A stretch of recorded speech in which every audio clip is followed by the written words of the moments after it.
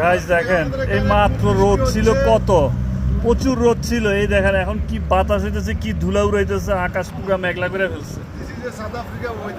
ইস, অবস্থা প্রচুর খারাপ, দেখছেন ধুলাবালি দেখা যাইতেছে।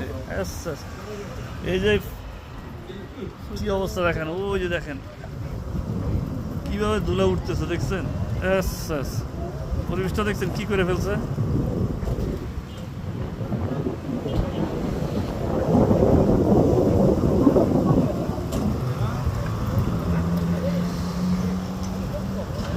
দেখছেন পরিবেশটা, এই মাত্র কি রোদ ছিল, দেখছেন তো আপনারা।